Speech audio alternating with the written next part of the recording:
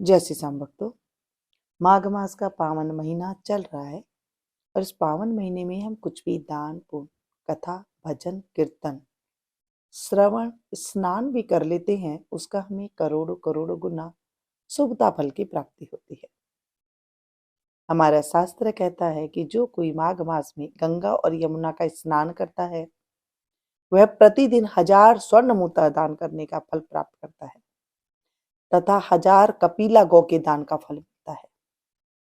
लेकिन हम गृहस्थी इतना कर नहीं पाते हैं, तो हम घर में ही गंगा स्नान कर सकते हैं।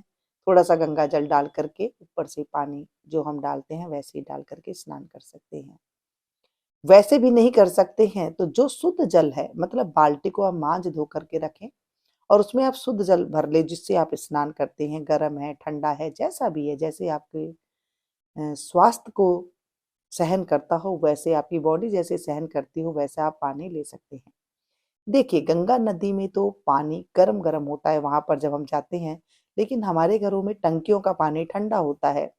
तो हम अगर ये ठंडा पानी से कई बार स्नान कर लेते हैं तो जो हमारा शरीर है उसमें जकड़न आ जाती है और फिर जो है काफी दिक्कतें आ जाती है। तो वहां के जल में और घर के जल में बहुत ज्यादा फर्क हो जाता है, तो इसलिए हम थोड़ा सा गर्म जल भी मिला करके स्नान कर लेते हैं। अगर आप ठंडे पानी से स्नान कर सकते हैं और आपका शरीर वो मान लेता है तो आप उसे कर सकते हैं। जब आप स्नान करें तो वहां पर आप अंजुलि से जल भर के जब गंगा मैया का नाम लेते हैं, यमुना मैया का नाम लेते हैं, तो वहां पर जो है वो साक्षात आ जाती हैं और वो गंगा जल ही बन जाता है। उसमें भी आप स्नान कर सकते हैं। थोड़ा सा काला तिल डाल करके स्नान कर सकते हैं, तो वो भी जो है गंगा जल के बराबर बन जाता है। जब आप स्नान करें तो वहां पर आप गंगा के साथ साथ आप त्रिवेणी को और कांची को, जो हमारे नदियों के नाम है, उन सभी के नाम याद करें। अयोध्या, मथुरा, काशी, अवंतिका, हरिद्वार, द्वारिका, मायापुरी, कांची, अवंतिका, इस तरह से नाम जब लेकर के हम स्मरण करके उनका नाम लेकर के जब स्नान करते हैं तो वैसे ही जो है उनकी हमारे ऊपर कृपा बनती है गंगा यमुना की तरह ही, और हमें प्रतिदिन 1000 स्वर्ण मुद्रा दान करने का फल प्राप्त करता है। और हमारा शास्त्र कहता है कि कपिला गौ के दान के बराबर हमें फल मिलता है, ऐसे कहा गया है। आज हम माघ मास के 15वां अध्याय के पाठ का स्मरण करेंगे, जो भगवान विष्णु को अति प्रिय है। बोले विष्णु भगवान की जय। अगर आपने अभी तक स्नान, दान, कथा, श्रवण कुछ भी नहीं किया है और आज आपको पता चला है, तो आज से ही आप शुरू कर सकते हैं। वो भी फलदायी होता है। हमारा शास्त्र कहते हैं कि अगर आप 5 दिन भी स्नान कर लेते हैं, कथा का श्रवण कर लेते हैं, तो भी हमें उतना ही फल मिलता है जितना कि 1 महीना हमने स्नान किया था। मन से अगर आप करेंगे तो उसका फल ज्यादा मिलता है। श्रीमन नारायण नारायण नारायण, श्रीमन नारायण नारायण नारायण, भज मन नारायण नारायण नारायण, श्रीमन नारायण नारायण नारायण। दत्तात्रेय जी कहने लगे कि हे राजन, प्रजापति ने पापों के नाश के लिए प्रयाग तीर्थ की रचना की। सफेद रंग की गंगा जी और काले रंग की यमुना जी के जल की धारा में स्नान का महात्म भली प्रकार सुन लो। जो इस संगम में माघ मास में स्नान करता है वह फिर से गर्भ योनि में नहीं आता है। ये भगवान विष्णु की दुर्गम माया माघ में प्रयाग तीर्थ पर सब नष्ट कर देती है। माघ मास में प्रयाग में स्नान करने से मनुष्य अच्छे भोगों को भोग कर ब्रह्म को प्राप्त होता है। माघ मास तथा मकर के सूर्य में जो प्रयाग में स्नान करता है उसके पुण्यों की गिनती चित्रगुप्त भी नहीं कर सकता।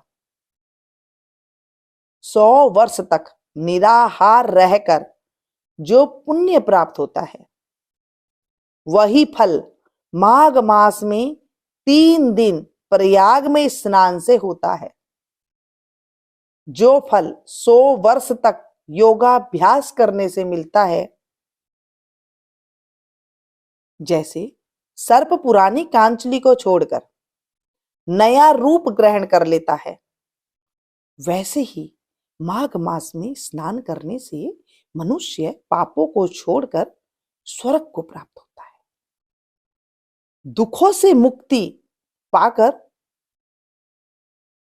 सुख आने लगता है। परंतु गंगा यमुना के संगम में स्नान करने से हजारों हजारों गुना शुभता फल मिलने लगता है, शुभ फल मिलता है।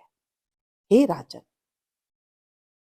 जिसको अमृत कहते हैं वह यह ही त्रिवेणी है। ब्रह्मा, शिव, रुद्र, आदित्य, मरुतगण, गंधर्व, लोकपाल, यक्ष, गुह्यक, किन्नर, अणिमादि गुणों से सिद्ध तत्वज्ञानी ब्रह्माणी, पार्वती, लक्ष्मी, शची, नैना, दीति, अदिति, संपूर्ण देव पत्नियां तथा नागों की स्त्रियों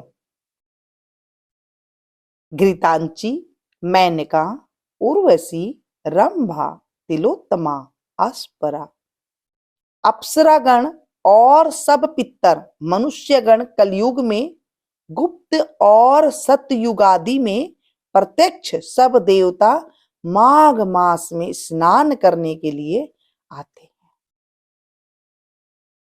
इन दिनों माघ मास में प्रयाग में स्नान करने से जो फल मिलता है वह ईश्वर ही कह सकता है। मनुष्य में कहने की शक्ति कतई नहीं है। हजारों अश्वमेध यज्ञ करने से भी यह फल प्राप्त नहीं होता है। पूर्व समय में कांचन मालिनी ने इस स्नान का फल राक्षस को दिया था और इससे वह पापी मुक्त हो गया था। माघ मास की ऐसी महिमा है।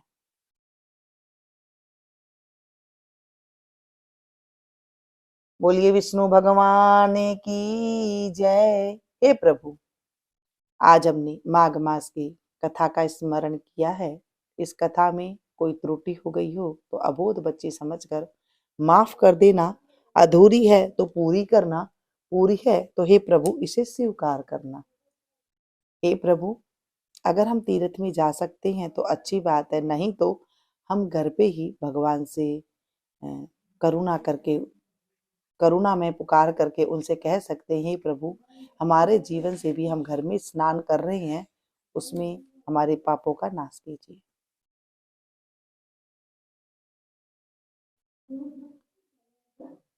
तमेव माता च पिता तमेव, तमेव बंधु च सखा तमेव, तमेव विद्या द्रविणं तमेव, तमेव सर्वं मम देव देवम्। पापहं पापकर्महं पापात्मा पापसंभवो, त्राहि मां पार्थनाथो सर्वपापो हरो हरो, त्राहि मां पार्थनाथो सर्वपापो हरो हरो, त्राहि मां पार्थनाथो सर्वपापो हरो हरो,